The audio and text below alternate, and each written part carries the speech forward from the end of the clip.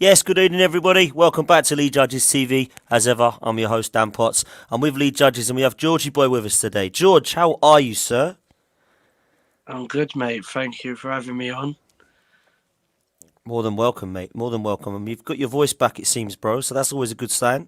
Yeah, How just comes you lost your about. voice, Like, George? it keeps dying.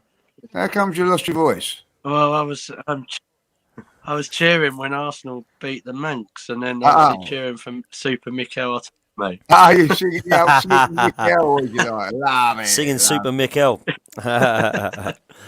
You're one of those, are you, George? One of those who likes to get involved with the Super Mix songs. No, good for you, mate. I just changed the words at the end, so I say when we get the Champions League. I don't like when we win I'll it, tell you when we what, get that is it. I'm going to be singing it when we get to the Champions League. If we do, I'm going to say when because I've got a feeling we might do it now. I don't know, but you just don't know with football. But when we do, I think that song will be sung loud and proud. I'm just worried that it could still. You need to video that.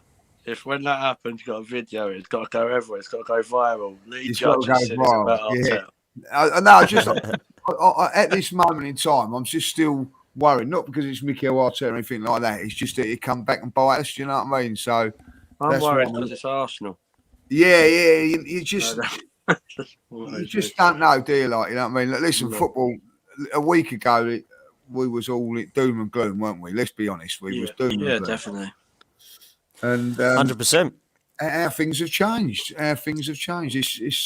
It's unbelievable. If you'd have said to me, guys, Tottenham won't beat Brighton and I'll get 1 point from Brighton and Brentford after stuffing Aston Villa 4-0 or 5-1? I can't even think what score. I don't even remember. After that game against Brighton, I would have ripped your head off. You know what I mean? He said, you're deluded. Do you know what I mean? But it is happened, isn't it? You know what I mean? So it's weird. It's I thought when they No, beat us, Brighton, I thought, well, they've got Spurs. They'll probably roll over for them, if I'm honest. I thought we're going to go into the North London derby, probably, if I'm honest, battling for sixth. I did. You're right. You know what I mean? I didn't see us beating Chelsea. I actually predicted that we'd probably draw against Man United. You know, and then you think, right, West Ham, these next two games are crunch games for Arsenal and us and Tottenham because they've got Leicester in the middle of their semi-final and we've got West Ham in the middle of their. I expect both teams to pick up 3 points because I expect Leicester and West Ham to play weakened teams. Yeah, you're absolutely right. I think you're absolutely bang on. But we'll get into that, Lee. We'll get into that. Let's not look forward. Let's not look forward. Let's look backwards for this show anyway, because we're going to look at a bit of a review of Manchester United. Listen, judges, we'll start with you because I was like yourself. A week ago, I was not confident going into both these games. Chelsea and Man United, I thought, oh no. Like the last two games you really won. I was done with it, mate. I was done with it. I thought we just lost to Palace, just lost to Brighton, just lost to Southampton. Now we've got Chelsea. And we all know what happened there. This Manchester United game, I didn't go into it thinking this is going to be an easy, nice little 4-1, 3-1, 3-0 win, like some of the other Arsenal fans did, because I don't think you can do that with Man United. But the way they're playing at the moment, Lee, they look absolutely in the mud, washed up, finished, RIP Manchester United. But actually, when you look at the game itself, judges, it wasn't as convincing as perhaps the scoreline suggests, and it could have been quite tricky for us. We were living very dangerously. Bruno Fernandes penalty will come into. Obviously, Cedric handball will come into. VAR doing its best to try and get involved in the game of football. And the referee making decisions that perhaps cost one team or the other. But we got the result in the end, man. So what did you think? What did you make of the performance? Yeah, do you know what? I tipped us to win, but I thought it would be a tough game. I think the scoreline flattered us, if I'll be honest, 3-1. I thought it was a really tight game. I have to say that I thought Manchester United were at stages the better side. I have to say that, you know. I don't know if Wednesday took a lot out of us. I think maybe it did, physically as well as mentally. You know, it was a terrific result. And then to go like 2 days later and another high profile game, and a pressure game. Maybe it just took a little bit, but I felt that at stages we looked good. Sometimes, I don't know. I think that because we scored early, maybe you think to yourself, like, psychologically, oh, we've got something now to defend. I think we just dropped back a little bit. But I'm going to say this now. When they got the penalty, they was really in the ascendancy. They was looking the real, we were struggling. We needed to change things. Sometimes football, you need a little bit of luck, Dan. You need a little bit of luck. Maybe in the last couple of games, we didn't get it. But on this occasion, we did. Well, I think, do you know the game against Brighton, the VAR decision went against us? I think a couple of VAR decisions went for us in this game, if I'll be honest. I think, as you said about the Cedric handball, I've seen that now. I thought it was outside the box when watching it in real time, but it was definitely in the box, and I think it was a penalty. But, that Bruno Fernandes penalty could be the reason. Do you know what? A few years ago, do you remember Aubameyang missed that penalty for us against Tottenham? Yeah, Decider, wasn't it? For Champions League. I think that Bruno penalty could be the decider if we get to the Champions League. I know you can look at loads of things, but I felt that Man United could have perhaps gone on and won that game from then, but they missed that penalty, and then both our 2 goals, by the way, were against the run of play. But I think from where we didn't look like scoring, Dan, and I thought we weren't going to score another goal. I think we've scored 7, goals out of 8 chances, or 8 something shots on target. We've scored 8 goals or 7 goals. I think 8 shots on target, 7 goals. We took our chances again when it mattered on Saturday, and that was very, very important. So all in all, a good result. And do you know what? Sometimes, guys, before the game, and this is where I don't care about it no more, really. Like I was saying, I don't care if we don't play well. I don't care if it's scrappy old 1-0 win, as long as we win. And that was what was the most important thing. We won. I don't care how we won it. We won it. Did it matter we weren't playing that well? No. Did it matter that Man United were probably the better? So who cares? 3 points. We move on to the next game against West Ham.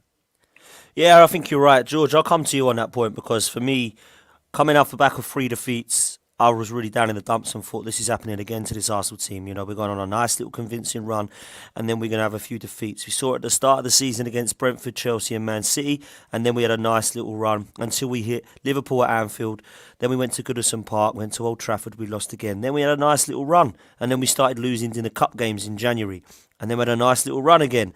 And then it started to have a little bit of a banana skin against the Palace and the Southampton and the Brighton. So, of course, we were expecting, the way that the season's gone, to go on a nice little run now. But I must admit, seeing Chelsea and Man United as the fixtures and West Ham, I thought, I don't think these are the games that I expect us to go on a nice little run. But, again, Mikel Arteta has pulled himself out of the mud.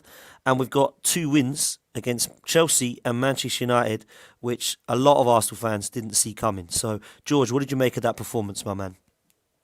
With the United game, I thought we started well. Like on the show I had done the other day, I had Leon, and he was saying we had to start good because I can't remember last time we started quick or good, and then we got the early goal from Tavares.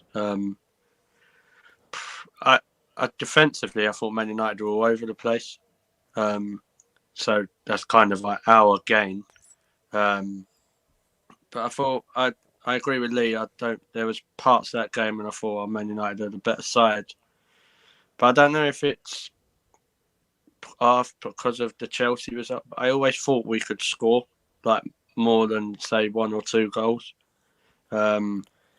So when Fernandes missed the penalty, I wasn't really. After that, I was like, "No, we've got this," because he never really misses penalties, does he?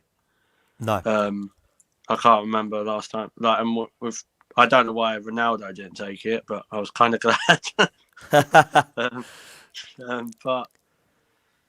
But I know there was controversy with the second goal, wasn't it? The penalty, but I've seen it happen, Dan, so many times this season when someone's gone on to score, it's been offside, they've pulled it back for a penalty because they've played advantage and there's no advantage. So, but when it happens to Arsenal, it shouldn't be allowed. But I've seen it happen to Spurs, United. So, like Lee said, I don't really care how we played. If we got the points, we had to get them. I was more confident. I wouldn't even say confident. I thought we had more of a chance of winning against United than we did Chelsea. I don't know if that's crazy, but yeah, I agree. 100% agree. Because they're obviously I'm going on by that audio, the headset, but they sounded the worst ever Man United team I've seen at the Emirates. Like, yeah, you're not wrong, mate. Bad when they're olaying them towards it. Whether it was 3-1, 1-0, 2-1, for that to happen. Yeah, I liked it. I'm not going to lie. I don't like United. Of course. The only person I did think was a bit disappointing in the game was Smith Rowe. I thought he was really, really quiet. I didn't really hear his name on the headset that much. So on the whole, I thought we'd done all right. I thought Xhaka and Elneny again played really well. I thought Tavares was a bit. He's got his goal, but in that second half, I thought his head had gone a bit. But I honestly think if Arteta took him off, I don't think we would have seen Tavares play for Arsenal again. Well, he's done that a couple of times, hasn't he, George? And we still are seeing him at the moment. So it's going to be interesting to see how he manages that situation. Yeah. I must say, Lee. Go on, Joel. Go on, you go. I was just going to say on that point, Nuno Tavares, let's talk a little bit about his performance, Lee, because I saw some great things and I saw some very worrying things. Yeah. He gave away a penalty. Defensively, I don't think he's it. I do think he's either a left wing back or a left winger. But what did you make of him against Man United? Do you know what? Exactly right. You know, it was like a mixed bag, wasn't it? 100%. There were some brilliant things, some brilliant runs, a goal in that. There was some awful defending. There was some real bad stuff in all that. But the one thing that I was positive about that, he had about 20, 25 minutes when he just couldn't do a thing right. But you know what? He rode it. You know what I mean? Like, he come out the other side and Mikel let him come out the other side. And do you know what? He'll learn a lot more from that than being hooked off. So I think that it was it was a shrewd thing because from Arteta, as far as I'm concerned, because I think that he could have actually took him off and put Cedric over there and put on Tomiyasu. But I felt that, you know, Mikel looked at him and thought, do you know what? I need him. I need him for games. I need him to play that position. Ride it, and he rode it, and he come back like, you know, it was unbelievable. There was a spell where he couldn't even do a 5-yard pass. You know what I mean? it was horrendous. It was horrendous. But he even face planted himself when he done the celebration, didn't he? When he scored. Yeah. You know, so, but he got it.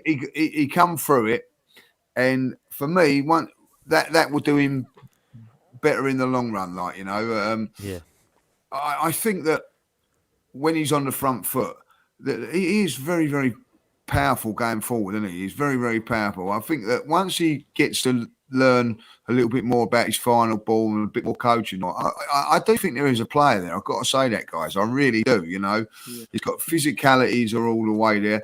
And I like the way that he got through that dodgy 25 minutes, and hopefully that help him going forward. Yeah, I think so, Lee. And before I come to George, I want to talk to you about two players that have been fantastic, not just against Manchester United, but also against Chelsea, and that's Xhaka and Elneny. Now, when Partey got injured, Lee, everybody said, that's it now. You know, Lokonga's got to come in. He's not really the same player. He's young, doesn't look the same now, our transition in midfield. Xhaka and Elneny waiting in the wings, both coming against Chelsea, and everybody said, bloody hell, didn't see that coming.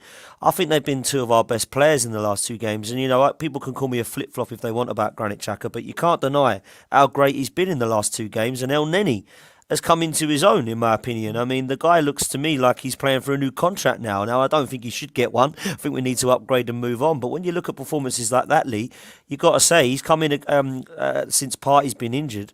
And we haven't really missed Thomas Partey as much since Elneny's been there, mate, have we? No, massive mistake from Mikel, as far as I'm concerned, for that Brighton game, not bringing him in. Like, you know, I actually said it at the time. He was game he had games under his belt with the African nations and also the qualifiers as well.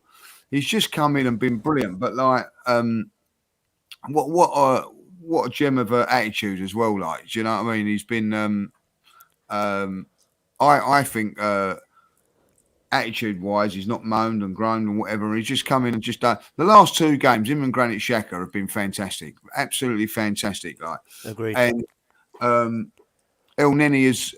Do you know what I'm going to say about Elneny? And this is a funny thing. The better the opposition, the more he's needed, because he's the one player that can come in there, shield it, win little 50-50 nick balls and pass over. When you're playing against a team that's, say, like a Brighton, so this is where Mikel didn't go with him, if I'll be honest. Like, when you're playing teams against Brighton and teams against that just sit in there, like, you know, and have got no ambition to attack, he's not really the player that you need. But when teams are coming on you, like a Manchester United or a Chelsea, I think it really does suit his play really, really well. And I think he's still got a future at Arsenal. I'd be disappointed because, do you know what? He does the job that you ask him to do. You know, he's a good, I think, professional and top squad player. And I think you need players like that, you know. But people go, oh, you can't go on and that. Like, you know, I think it's very, very hard, guys, to find a player that will be content sitting on the bench, and then when he comes in and doing his job, very, very hard to find. And he does that exactly well. He's not going to play week in, week out. He's going to cut that. And I think that Elneny would be a player that will play 5-6 games now, 4 or 5 games. And when Thomas Partey comes into the side, comes back fit, Thomas Partey will come back in. And Elneny's got that mindset, well, that's my role, that's my job, and accept it. So I think that, you know, don't underestimate what a key part he plays to Arsenal's squad, and also the harmony of the squad as well. Look at, I don't know if you noticed it after the Chelsea game, full of praise, full of happiness. I actually watched the Chelsea game for the first time. I think it was over the weekend because I didn't have time up until then. And also, everybody criticised Lacazette, and quite rightly so. But have a look at when Saka scores that goal. He's well pleased, and afterwards was going up to Eddie and congratulating him. You know, sometimes you need players like that are not necessarily like top players, but they put in and around. They put the team before their personal gain, and I love that. And I think that you shouldn't underestimate that. Yeah, I think you might be right. George, let's come to you on that point. Mohamed Elneny and Granit Xhaka in the last 2 games have definitely impressed. And what I believe it's done is bring Martin Odegaard back into the game. Because I think against Chelsea and Manchester United, he was definitely the Martin Odegaard that perhaps we started to see a few weeks ago that was absolutely 9 out of 10 most games. So what did you make of the Xhaka and Elneny performance and Martin Odegaard's in particular, mate, against United? So with Xhaka and Elneny, like I was saying against Brighton, we should have played Elneny because Lokenga, he's still young, isn't he? Like, was he 20, 21? Yeah. So, but a lot of people moan about Elneny. I'd like to know when we've asked him to do a job, when has he actually let us down that much? Because unless I got it mistaken, didn't Elneny boss United when was it the other year when we went to Old Trafford? At Old Trafford, you're right, he did. Like, so Xhaka and Elneny, it's what we need. It's the experience. It's the only 2 really experienced midfielders we have anyway. And with Elneny, he knows what his job is. He knows he ain't going to play 10, 15, 20 games a season. Like, I don't know if anyone's heard his interview. They were saying to him about if he wants to leave. He said, no, I don't want to leave. It's my family, but I know what my job is. Like, how many people would you hear say that? Yeah. Like the amount of games they play. Yeah. And with Xhaka, probably accused of being a flip-flop myself as well. I'm not a great fan of Xhaka, but you have to give credit when it's due. I'd even say before, I think recently, since he come out and done that, the interview about the abuse online, I think he stood up and been counted, really. Xhaka, like, I thought Chelsea and Man United played really well.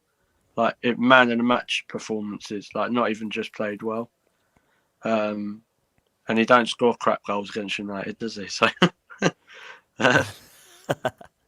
So with Odegaard, like it was nice to see. Like I think Odegaard's been done really well, and I'm glad we spent the money on Odegaard instead of Maddison, because I just think Odegaard's got a glass ceiling, and there's no limits for him. And like Bergkamp was at the game. Well, I'm not saying he'll get to that level, but there's shades of Bergkamp with Odegaard for me.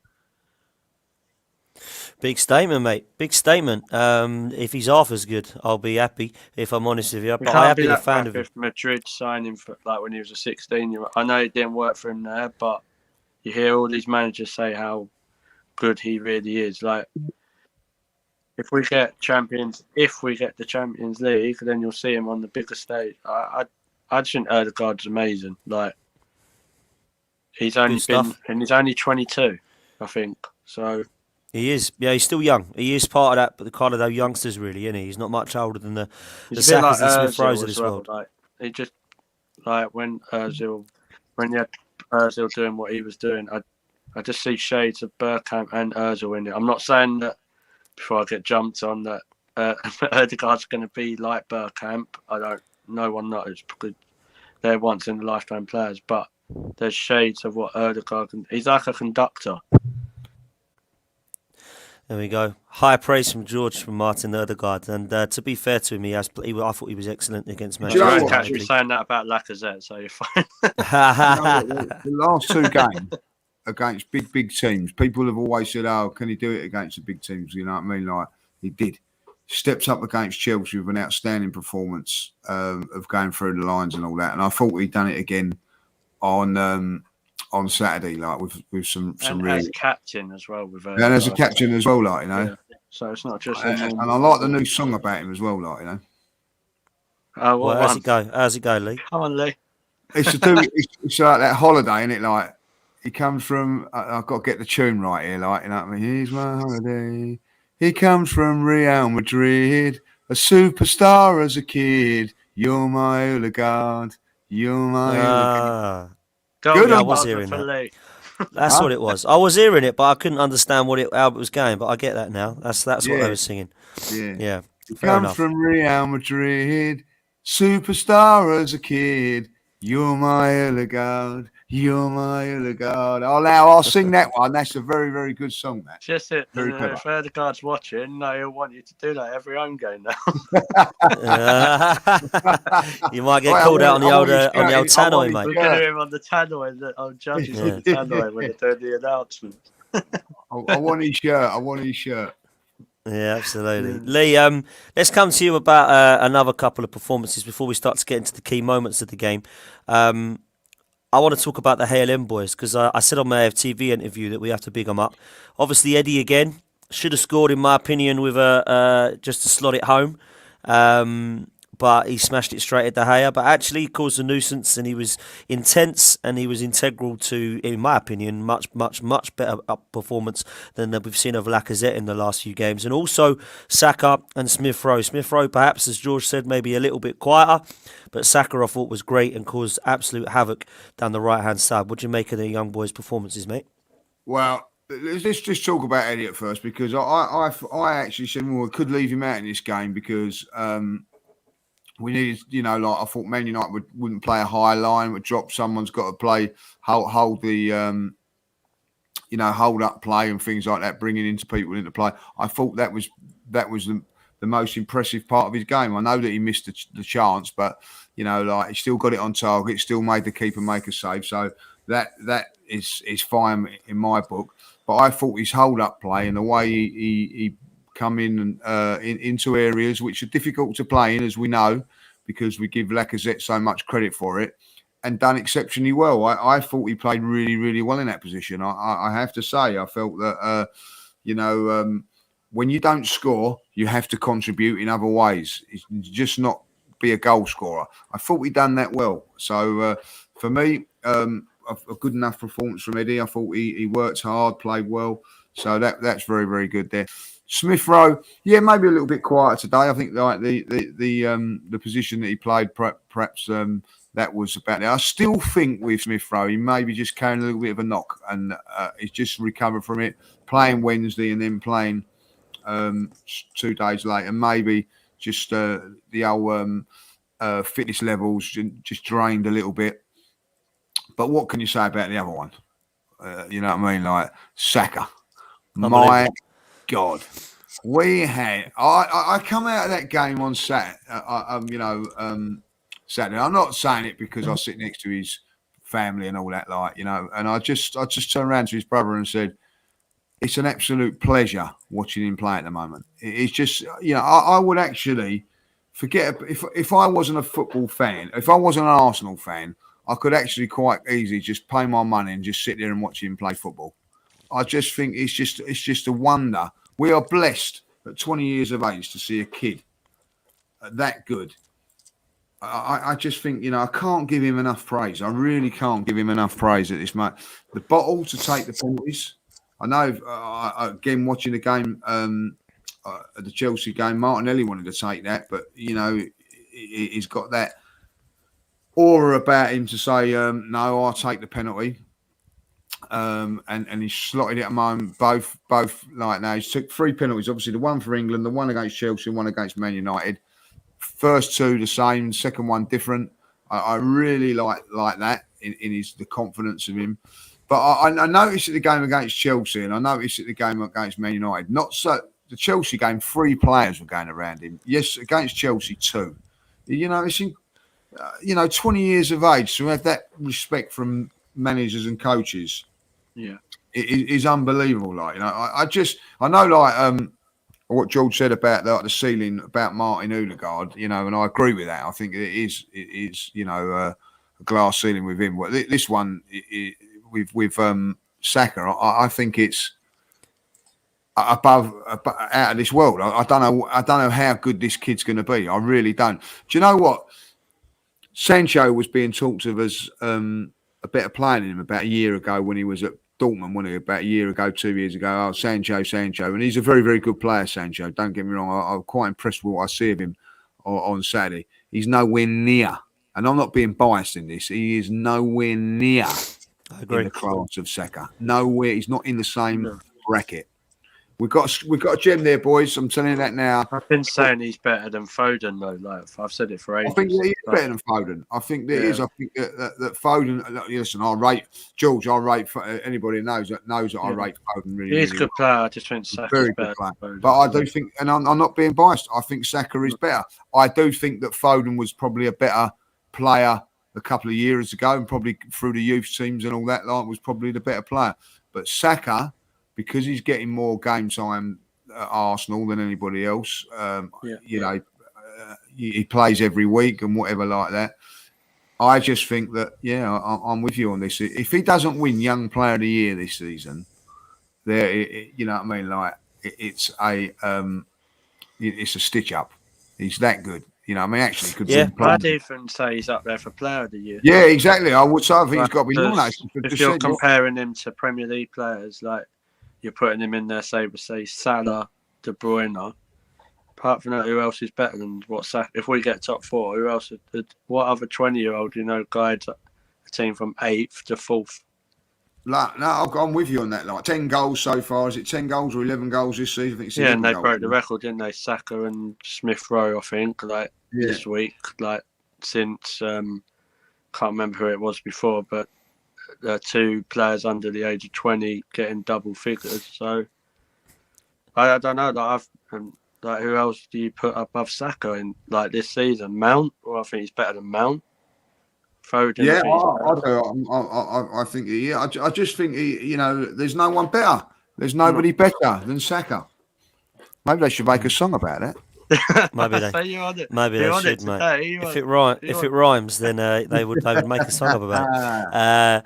No, he's been ridiculously good at times. He has had a few poor games, but I think sometimes we have to remember this kid is young. And I think we put a lot of pressure on these lads. I really do. And I think sometimes we forget what they are achieving at this young age and that we've only really seen it, if I'm honest with you, in a couple of players I can think of in my era of football that have come onto the scene and been this good. Tony Adams, obviously at a young age as a captain. I remember Jack Wilshere come through, Cesc Fabregas come in. But actually, other than that, you're looking at kids of that age, when Saka came in 17, 18 years old, looking like a bright spark, and now, only 2 years later, becoming the gem in the team. Yeah. It really is superb. Would you say he's like Rocky, Lee?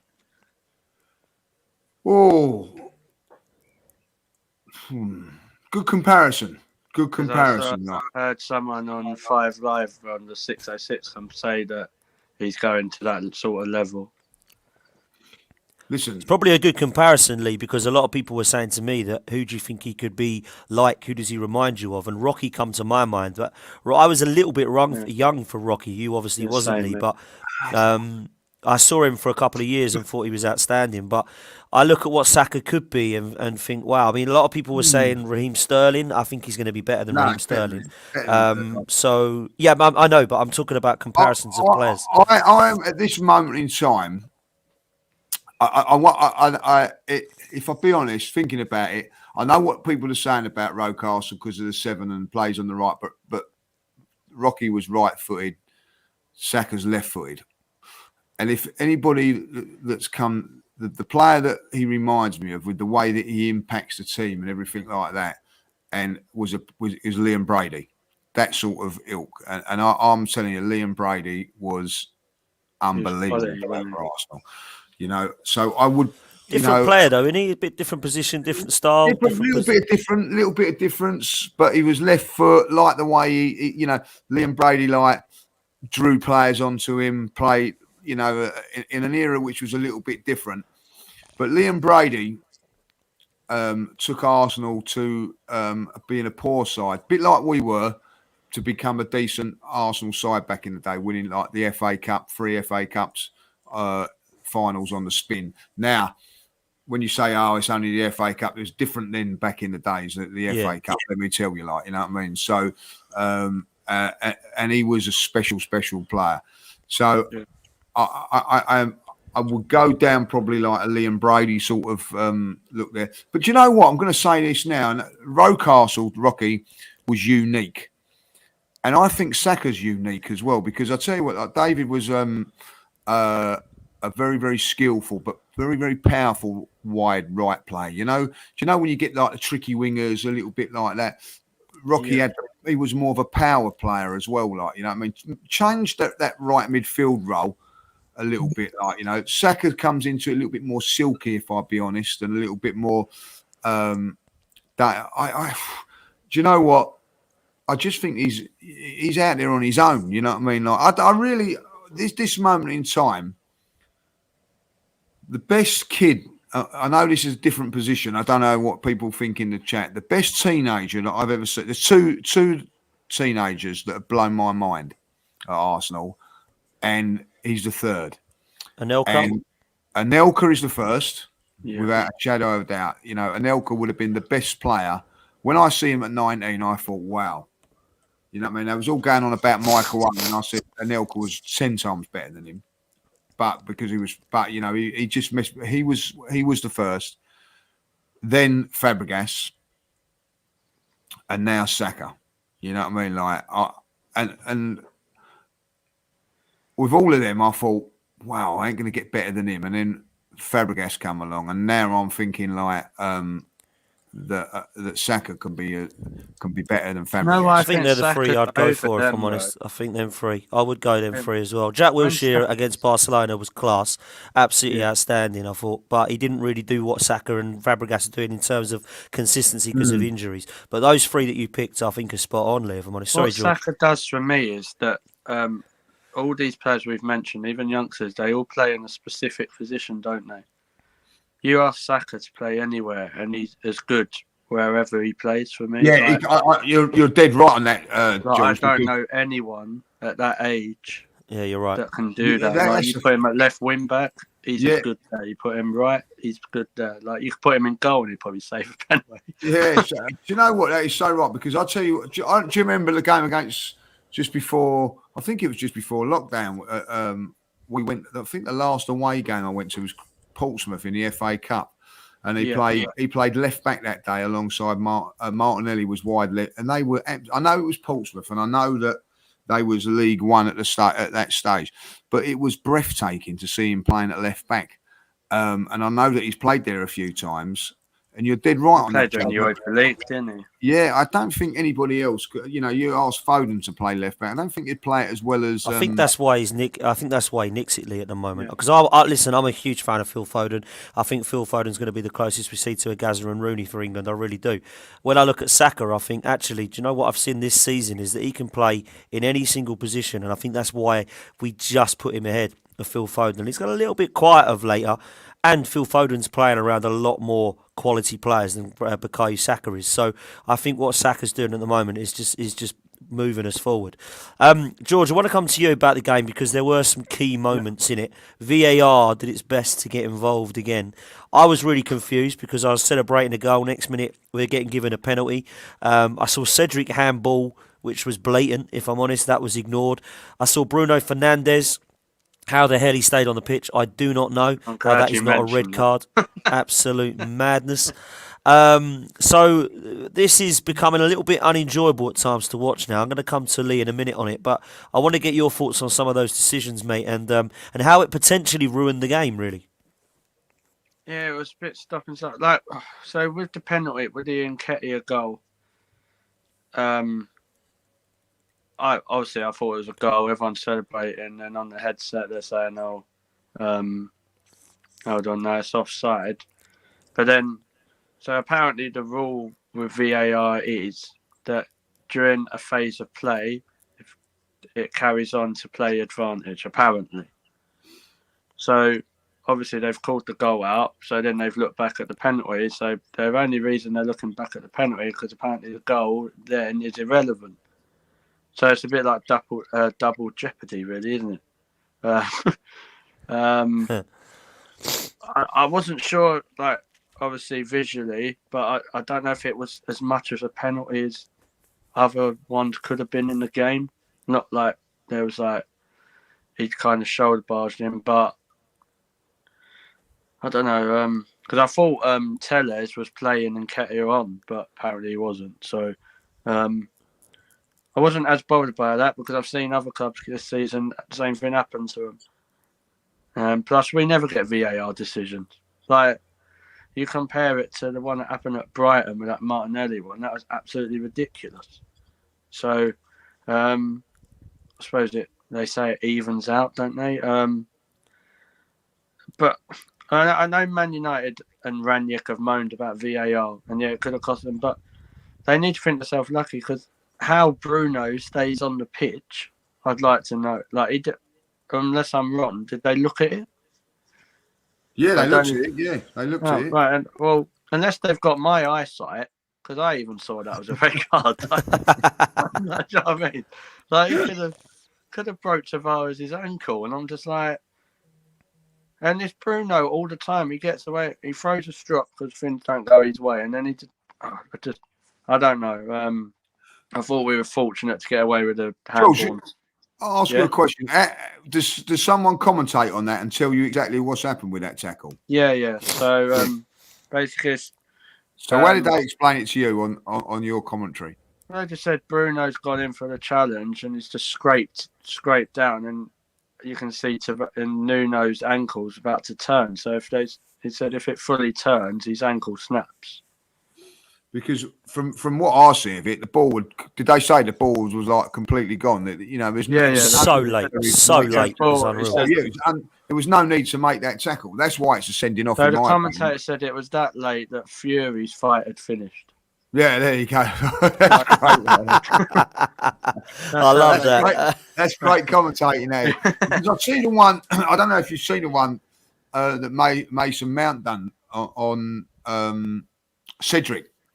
Yeah, it was very, very similar, but he just touched the ball, so I felt there was a benefit of doubt on that one. But if that's us, mate, we get red. Yeah, we do. This is what and everyone says, "Oh, you can't keep making excuses." But like Xhaka, for example, Xhaka got booked for what? I don't even know what he done.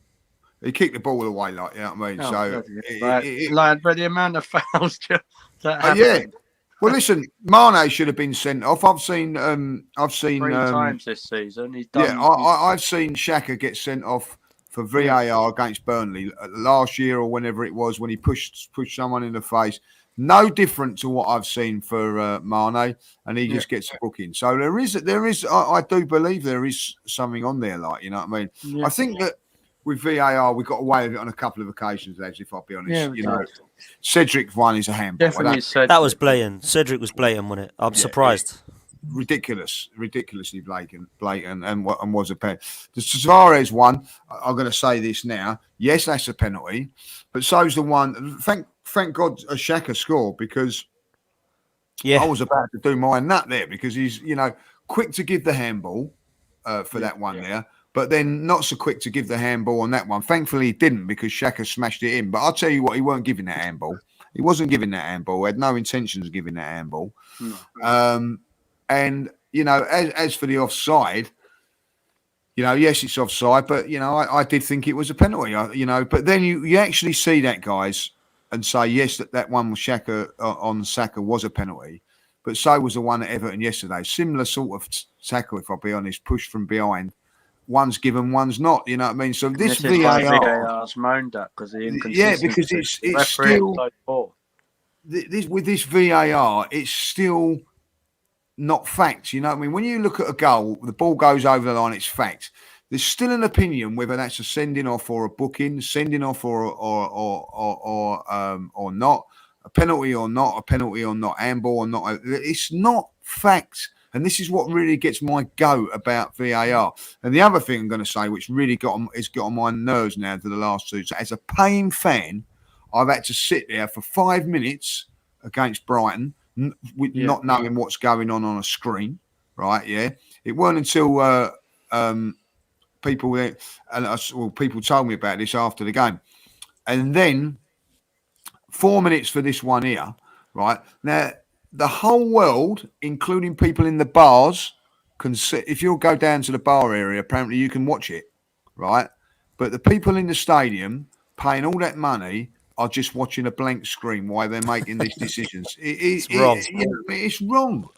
It is wrong on that. If it should be shown on the screen. So, I'm paying my money to watch that game of football. I want to see what they're looking at. Now, why we're standing here looking at a VAR and making a decision? Everybody, I'm getting messages going, it's a definite penalty. He's going to give this. It's a penalty. From messages. That's not right, guys. It's not right. So with the headset, so when I went to the Brighton game, and it was about 5 minutes, wasn't it? Yeah. So what the funny thing was at the time, some bloke actually went and got a burger from the upper tier, was in the queue, come back, and he said, have they made the decision yet? And they were still waiting. So it's not right, is it? No, that's right. And then, but on the headset, they're saying, we've looked at 3 different angles. It's a goal. From one angle, it doesn't. It looks like, I think it was something like I don't know, he's like hairline offside or something. Same thing happened in the Man United game. Like on the headset, like I'm sitting with my friend Lottie, and she's saying, "Is it a goal?" And I was like, "No, they're gonna call it off according to the headset because he's offside, but it's a penalty." But that penalty call didn't come through on the pitch or on the screen until about 3 minutes later. And I'm in a WhatsApp group, and they're saying, "No, it's a penalty." It took them 3 or 4 minutes to work 3 minutes to work out it was offside, right?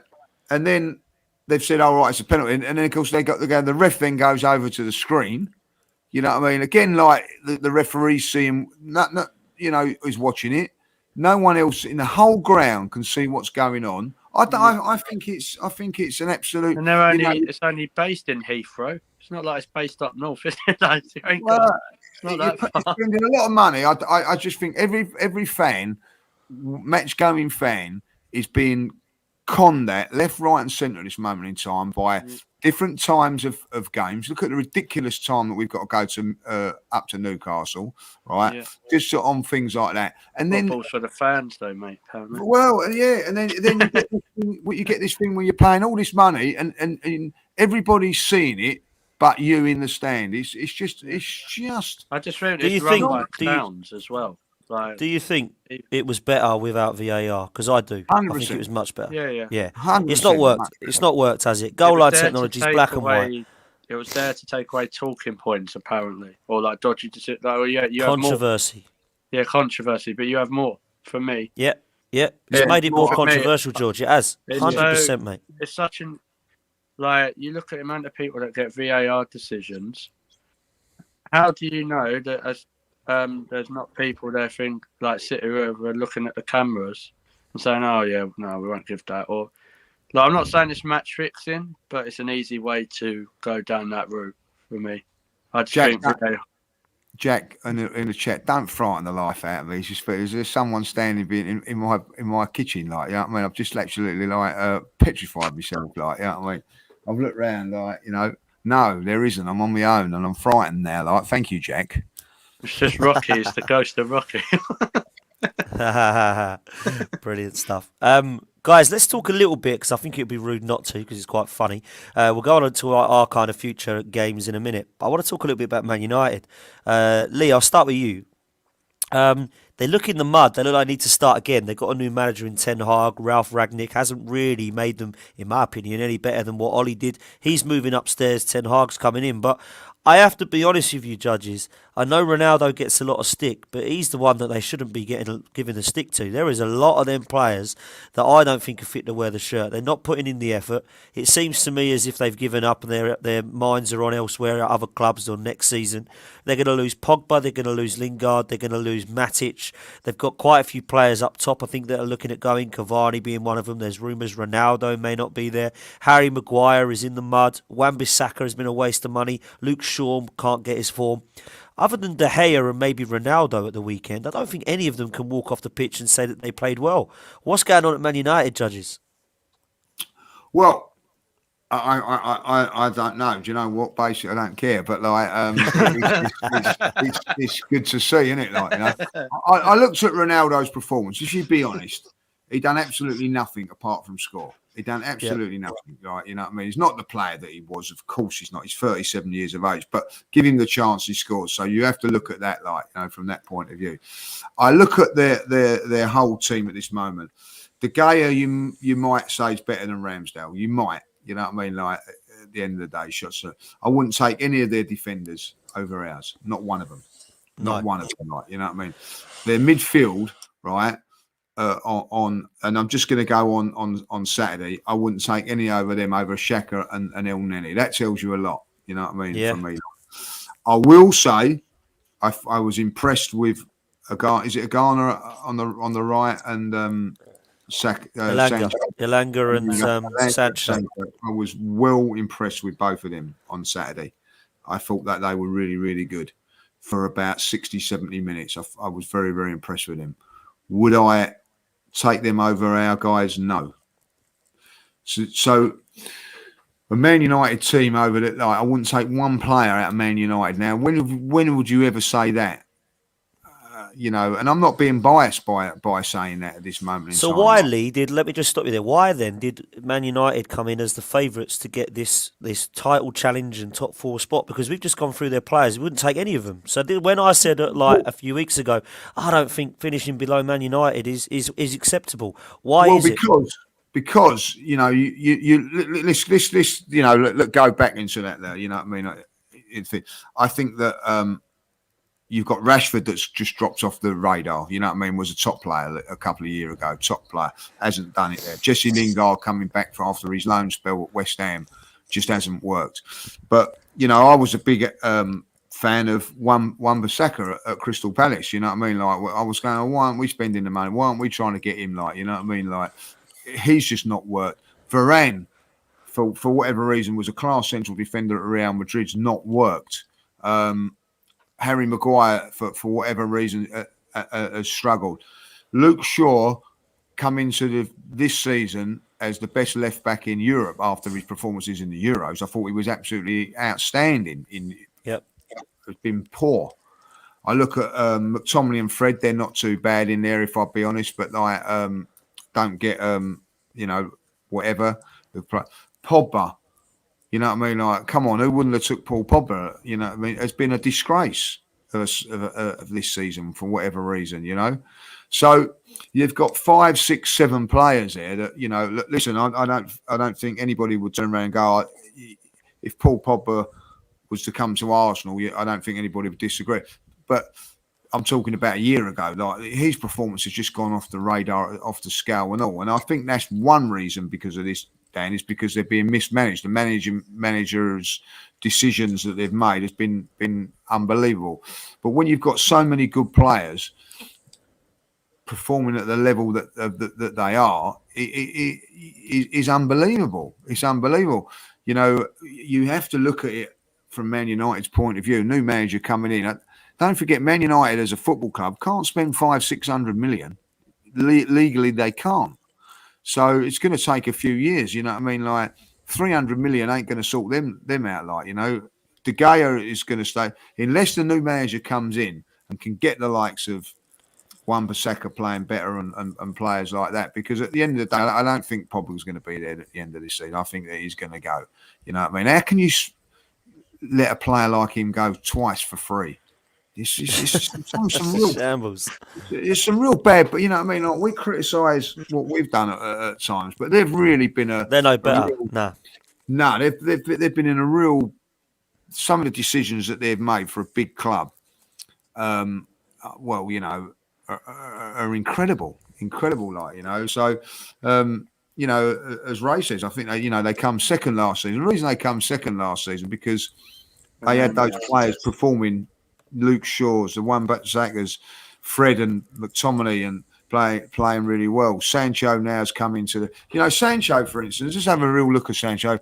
He was actually bought, and then by bringing in Ronaldo, sort of pushed him out of the team. 70 million that they're pursuing him for 2 years. Ridiculous decisions, Dan. You know, and that's why they're where they are. In saying that, though, as poor as they've been, they're only 6 points off of us. So.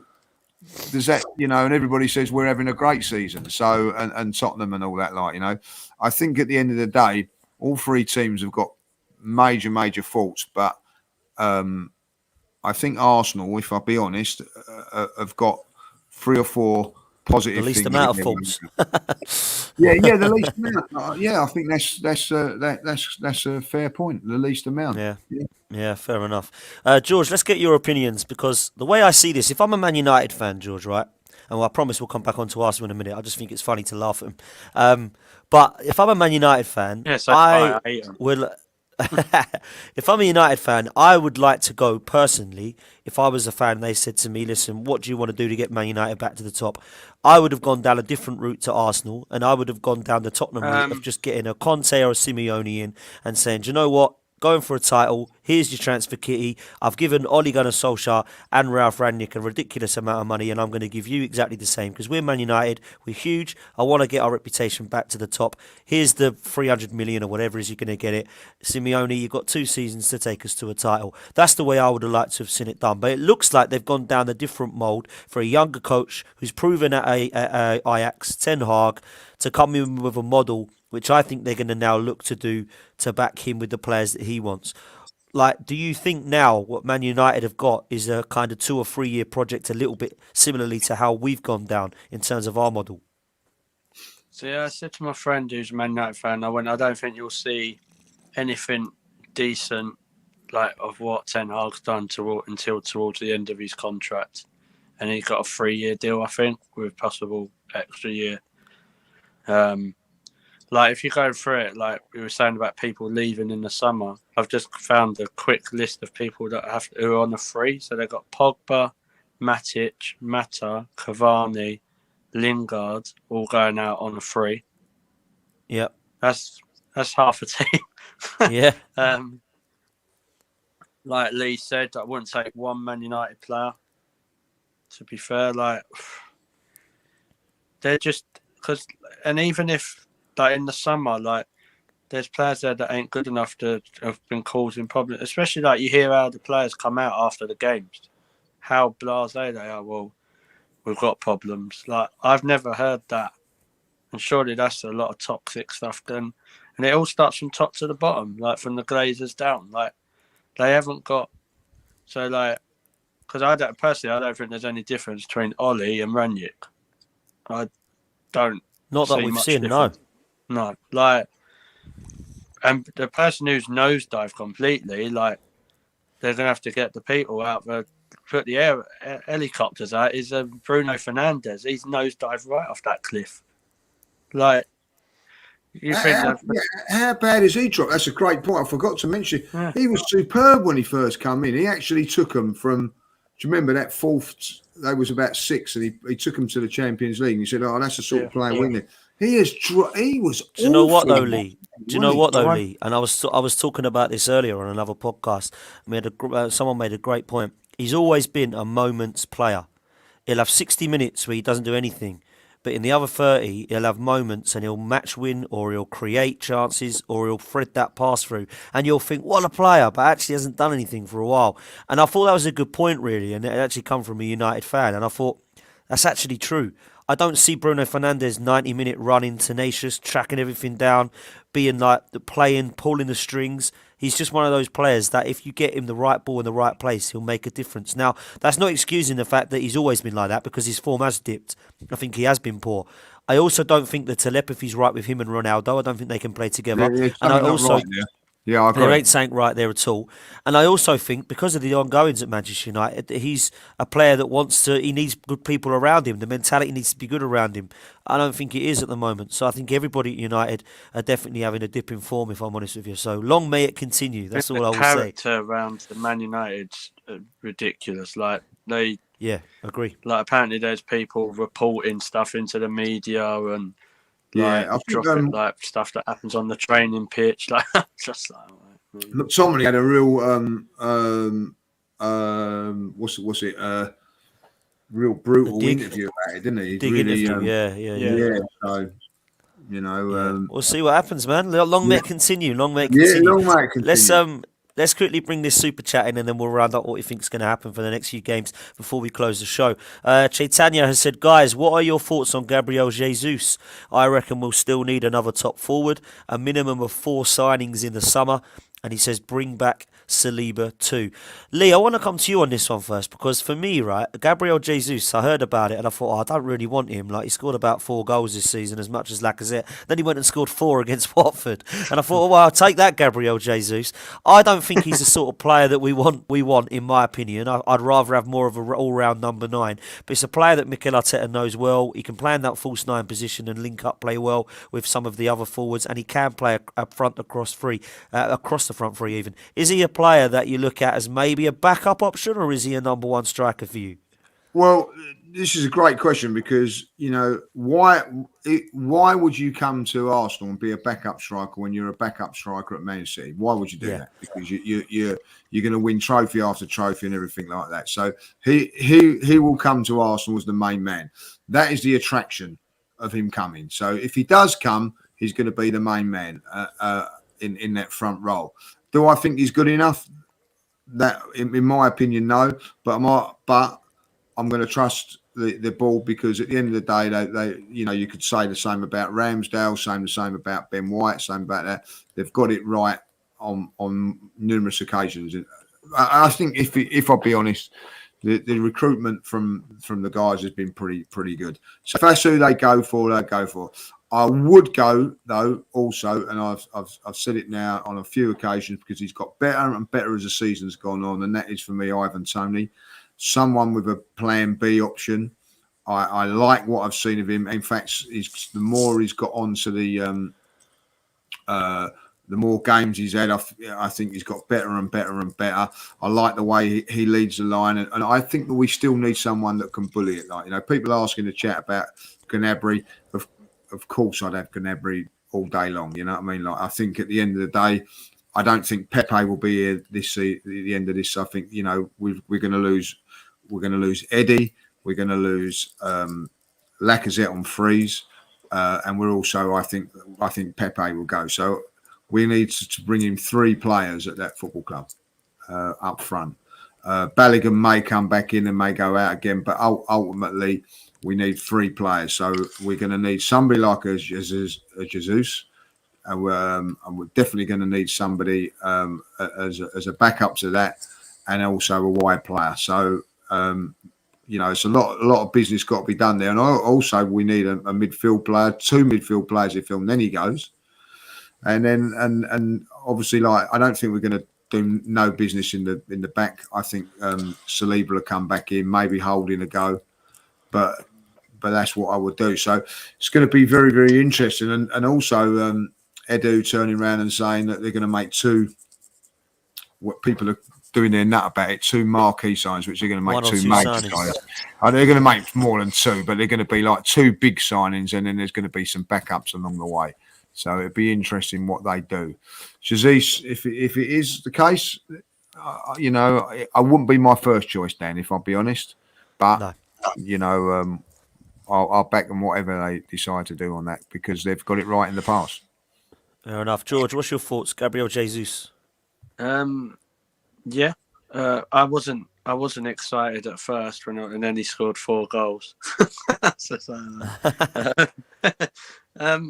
I think he could do all right, to be fair. Because I don't think he comes in as the number 1 striker though. Because what everyone seems to forget is our main striker at the start went to Barcelona, and then our second main striker was Lacazette, and then our third one, Nketiah, is our third striker. So if you're bringing in Jesus to replace Lacazette, and then you still go for someone else, I'd take Tony as a replacement for Nketiah personally, but I still think there's a striker for Napoli, and I really can't pronounce his last name. Osimhen. Yeah, and I've been reading stuff that there's a good chance that we're going to go in for him. So if we got Osimhen, Jesus, and I don't know, I don't know if they'll get Tony then, but then move Balogun up. I'm not sure, or Martinelli, whatever they're going to do. So I'll take Jesus. He can play, and Arteta, under Arteta, when Arteta was at City, he done quite well, didn't he? So yeah. And I think the difference with Jesus is at Arsenal, he would definitely get played in his preferred position, whereas at Man City, there's so much talent they have there.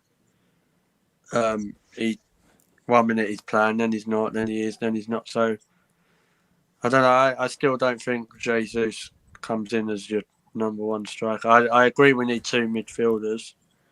I even think we need 2, even if we keep Elneny because of injuries. And if we get Champions League, you need to have a bit of a bigger squad because of it. You know what our record's like with injuries. I think Saliba will come back, but with Jesus apparently is only going to cost like 20 million as well because he's in the last year of his contract. So for me, that's kind of a bargain. And he's Premier League proven. So, I think and that's why we're he's that tiny bit older and he's got the Premier League experience. He's 25. So we're playing with people like Saka, Smith Rowe, Odegaard and Martinelli and you got the Brazil thing, haven't you? Like with Gab. I said it's a joke. Next season, if we sign Jesus, I'm just going to get an Arsenal top and put Gabriel on the back. Because then it covers all 3. So you've got the defender. I like that. That's change the words to the I don't have a number on it. Change the words to the Arteta song. Gabby at the back. Gabby's in attack. Yeah, we've got enough Gabriels, I'll tell you that. Yeah, me personally, no, I wouldn't go for Jesus or Tony. I would go, if I could, I'd go with Darwin Núñez from Benfica. I think this guy looks like an all-round number 9. He's the number 1 for me. And then between 2 after that, it's Osimhen because he's banging him in for Napoli, and another guy who's banging him in Serie A, who I've liked to have signed in the summer, but everyone said no, Tammy Abraham. The top English goal scorer this season is Tammy Abraham. Not Harry Kane. Tony, that's a big jump as well. Like, with Ivan Toney, I know he's doing well at Brentford, but is he at that level to jump? No disrespect to Brentford, to a Champions League. It's a good point. side? Yeah, it's a good point, and I think that I do quite like him. I think he's a bit of a bully, but I don't think he's going to take us to that next level. I think if he's coming to play as a bit of a backup striker, and I don't know that he'd be he'd my want to do fourth that. choice. There we go. Yeah, exactly. I think you're right there. I think you're right. I don't think he'd be one of my first or second choices. But I would Neither like to Gabriel, see Jesus, Balogun go out on loan Tony.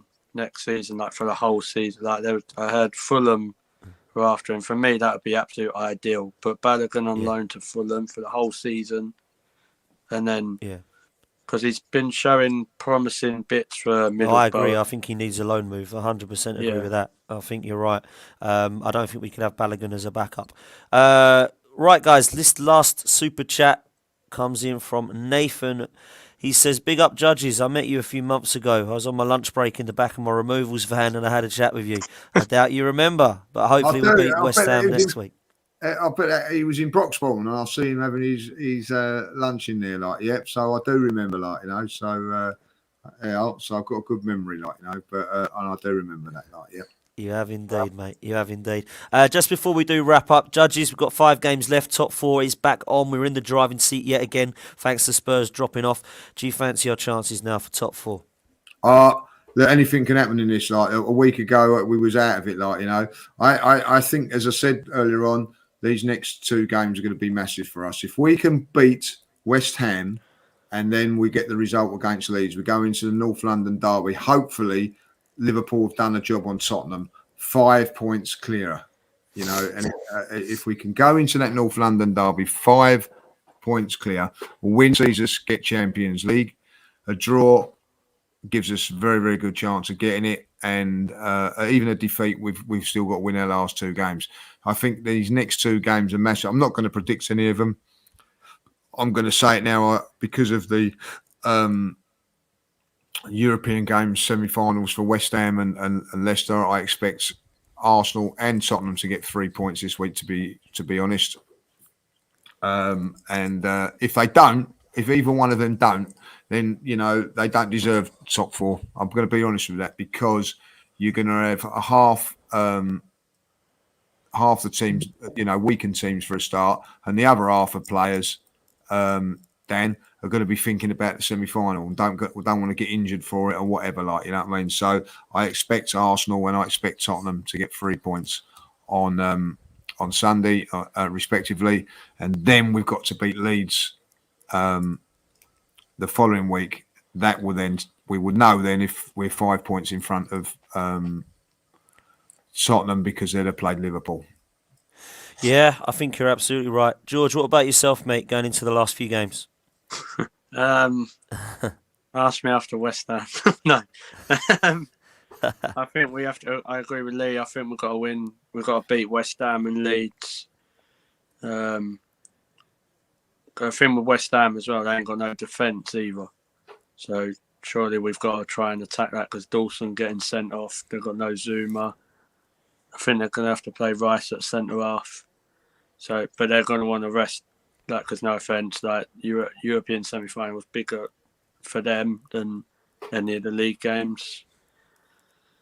If we go into the North London derby 5 ahead, I think we get top 4. There we go. I like that optimism. I think we've got to beat West Ham because they've got no centre halves. So if you can't beat a West Ham side that has Cresswell and Ben Johnson as their 2 centre half pairing, then we are in trouble. They've got their mind set on the Europa League, in my opinion. Leeds and Everton at home, no excuses. 6 points from both of those. They're both teams that are struggling, but hopefully by then we'll either both be safe or we'll have an understanding more about that. But no excuses, even if they have got to fight for it. We're fighting as well, so we need to take 3 points off both of them. Newcastle are a different animal of late because of what's happened with them as a football club, and they're playing very well at the moment, but I still expect to go there not to lose. And then, of course, you've got the Tottenham game, which everyone's going to be looking at, saying, what are we going to do? Are we going to go all for it? Are we going to look to go for all? I'm just not going to lose. I think, personally, by that Tottenham game, it will be whoever wins that game will get top 4. I think it's going to be like that. It looks like it's going to be. I know Tottenham have got Leicester, which is tough, Liverpool, which is tough, but after that, they've got some easier fixtures until they face us. If Burnley are still struggling to stay up, they're going to want as many points. So I think if we, as long as we don't lose to Tottenham, I think we get top 4. But then we have to do what we do. We've got to do our business on the other ones as well, George. Absolutely. So let's see what happens. Thanks to everybody in the chat. Thanks to you all for listening. Much appreciated coming out and listening to us tonight. George, first of all, thank you so much for jumping on, man. How can people follow you, buddy? How can people follow you? So I am on Twitter at GeorgeS1993AFC, but also I have my own YouTube channel, which is called Sports Mania, which Lee came on the other day. So thank you for Give it a follow. Give it a follow. Brilliant. Cheers, get yourself over and follow George on Twitter and Instagram, and get yourself over to Sports Mania and watch his content. Thank you so much, George. Top man for coming on. Cheers, mate.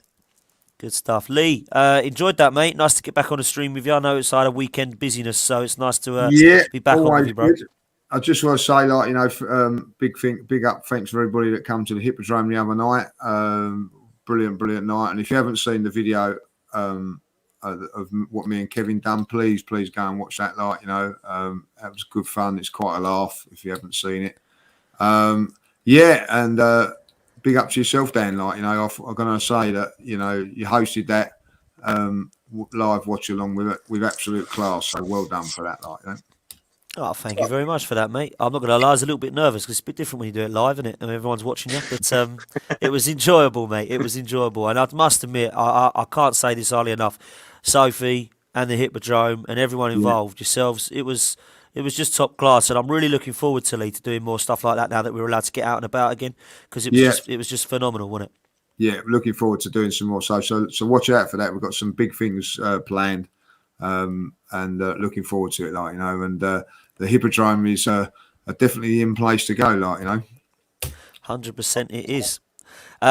Excellent. Guys, we'll see you next time. Hopefully the next time we speak to you, we will be looking towards some more Arsenal wins. Let's hope that we keep this run going. We've got a top 4 show coming up on Wednesday night. It'll be myself, Lee. It'll be Tobes from Spurs. It'll be Dan Lawless from West Ham and Dan United as well. So we're going to be talking about the race for the top 4 on Wednesday night. We've got a preview show coming on the Thursday night, which will be myself, Lee, Kevin Campbell and Dan Lawless talking about the West Ham fixture at the weekend. So we'll see you for the content for both of those shows this week. Take care. We'll see you next time. And as always, up the Arsenal.